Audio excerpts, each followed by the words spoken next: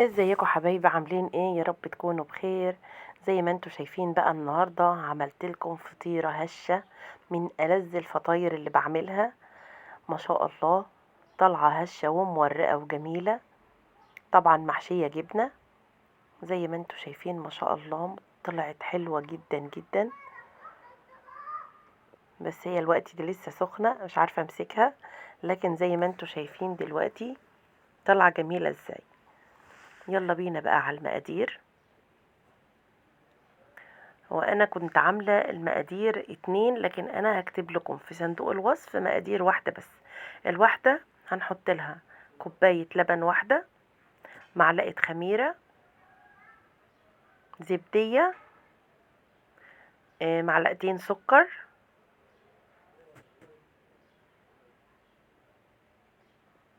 هو كيس الخميرة بيعادل معلقة، فهي الفطيرة الواحدة هتاخد مننا كوباية لبن، معلقة خميرة، معلقتين سكر، بيضة، وزبدية. لكن انا بعمل قدامكم، فانا كنت عاملة مقدارين، لكن هكتب لكم برضو في صندوق الوصف مقدار واحد بس، وبيضة واحدة لكل فطيرة.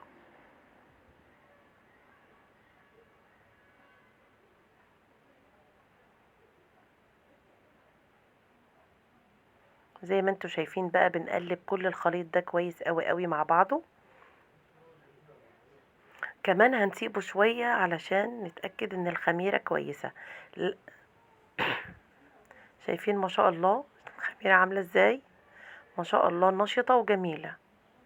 لازم تجربي الخميرة وتتأكدي عشان نجاح المخبوزات. وهنا هنبدأ نحط الدقيق. طبعا الفطيرة الواحدة هنحط لها 4 كوبايات ونص دقيق. بتفضلي تحطي دقيق وتقلبي لحد العجينة ما تتظبط معاكي وتكون طرية وحلوة. لو بتلزق شوية مش مشكلة، مادام انتي قادرة ان انتي تشتغلي فيها خلاص، حتى لو بتلزق سنة صغيرة. زي ما انتوا شايفين هنا بقى بفضل اقلب كده لحد ما احط كمية الدقيق. بعد كده هشتغل بايدي، لكن طول ما هي سايلة كده انا بقلبها كويس بالمعلقة. طبعا انا عجنتها كويس بايدي زي ما انتوا شايفين. وهنا طبعا هحط لها نص كوباية زيت، وهكمل عجن بقى لحد ما العجينة تشرب الزيت تماما، تشربه كله خالص. بصراحة حلوة قوي قوي في العشاء، جميلة، والعجينة نفسها حلوة ومظبوطة وطرية. طبعا هسيبها بقى وهحضر الجبن اللي احنا هنحشيها. طبعا الحشو ده على اختيارك. انا حطيت فلفل، حطيت شوية جبنة رومي كان عندي مبشورين زي ما انتوا شايفين، وحطيت حتة جبنة بيضة. وهنا هحط شوية جبنة موتزاريلا. الحشوة دي على اختيارك، ممكن تحشيها لحمة. ودي يا جماعة معلقة نشا علشان السوائل اللي في الجبن ما تبوش العجين. تيجي تحطيها في العجين تلاقي الجبن ناشفة، ما تسحش وتخرج بره العجين. تحط فيها معلقة نشا. وطبعا بنقلب كل ده مع بعضه زي ما انتوا شايفين كده، ميكس تحفة من الجبن. بس مهم جدا معلقة النشا في اي حاجة هتحشيها للمعجنات. هنا زي ما انتوا شايفين بقى انا هشتغل في نص العجين معاكم. زي ما انتوا شايفين هعملها كده على شكل اسطوانة، وهبدأ اقطعها ل9 قطع متساوية. طبعا على قد ما اقدر هساويهم ال9 يكونوا قد بعض، يعني واحدة صغيرة هظبط كل العجين كله يبقى مقاس بعضه زي ما انتوا شايفين كده.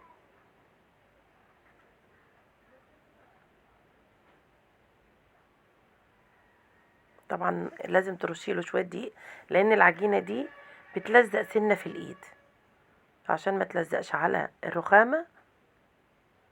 فانا رشيت شوية دقيق، وبرضو ساعة الشغل هنرش شوية دقيق.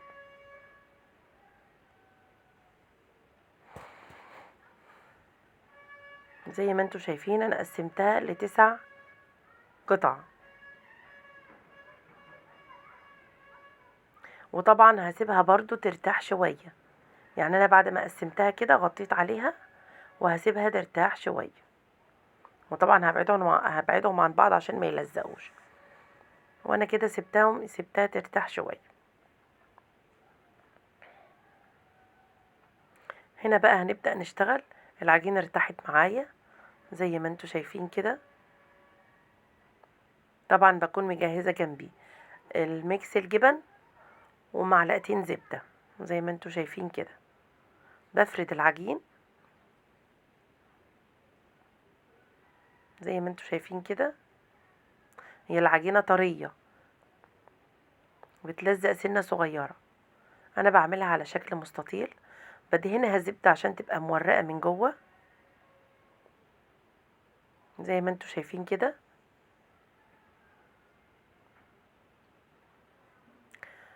وهنا بقى هطبقها بالنص على بعضها، وهبدأ طبعا احط الجبنة واشكلها زي ما انتوا شايفين كده.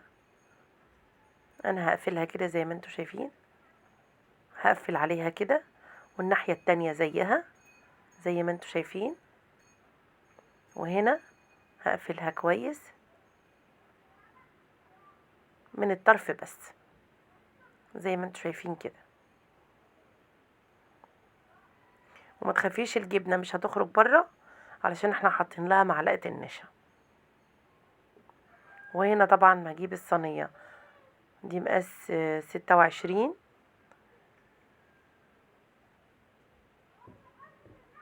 وهنرص الفطيرة بتاعتنا. هنعمل كمان واحدة معاكم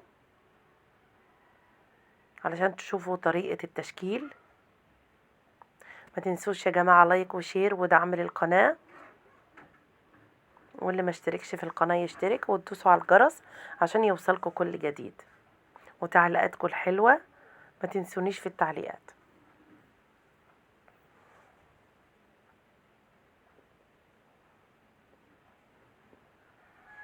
طبعا احنا بعد ما بنفرد بندهن زبدة زي ما انتوا شايفين كده. النقطة اللي في العجين ده بقدونس. انا كنت حاطة شوية بقدونس صغيرين.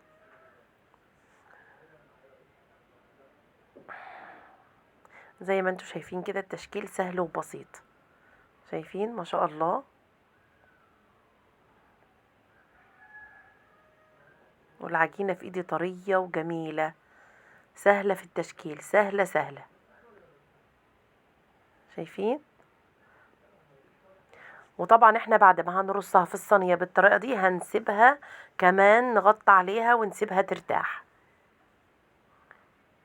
احنا كده خلصت، هنسيبها هنغطي عليها ونسيبها ترتاح. شايفين ما شاء الله تضاعف حجمها كده، وهندخلها الفرن. طبعا هندهن وشها. انا حطيت نسكافيه على لبن ومعلقة زبدة علشان ادهن الوش. زي ما انتوا شايفين كمان حجمها اتضاعف وبقيت هشة ومورقة من جوه، وهتعجبكم ان شاء الله. وبكده ان شاء الله تكون وصفتنا خلصت. يا رب تجربوها وتعجبكم. واللي جرب حاجة يا جماعة يقولي في التعليقات. ودي بقى حبة سودا على الوش. طبعا انت بقى حابة تدهني اي حاجة تدهنيها على الوش دهنيها، بيض دهني، لان بس انا مش بدهن بيض بصراحة. وكده خلصت وصفتنا.